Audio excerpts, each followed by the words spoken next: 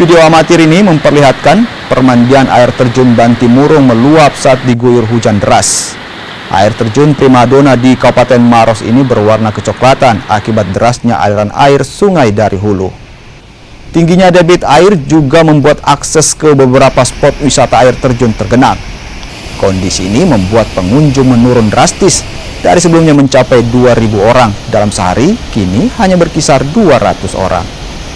Meski tetap dibuka, namun sejumlah spot wisata ditutup sementara untuk kunjungi. Setiap pengunjung yang datang juga diperingatkan untuk tidak mendekati air terjun karena berbahaya. Petugas juga telah disiagakan untuk berjaga di sekitar air terjun.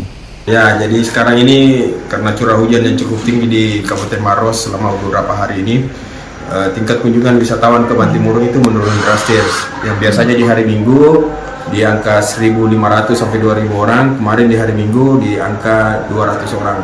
Tetapi pengunjung itu hanya menikmati keindahan alam tanpa melakukan kegiatan-kegiatan aktivitas di sungai. Jadi kita tidak ingin mengecewakan wisatawan yang akan berkunjung ke Bantimurung, apalagi mereka sudah tiba di Bantimurung.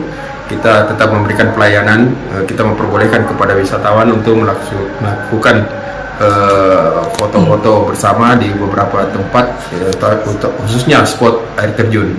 Tetapi itu dikawal oleh teman-teman dari Satpol PP. Seperti tahun-tahun sebelumnya, seperti tahun lalu, banjir ini belum sampai ke pintu masuk, sampai ke loket, tetapi debit air itu sudah tinggi sampai di sekitar air terjun saja.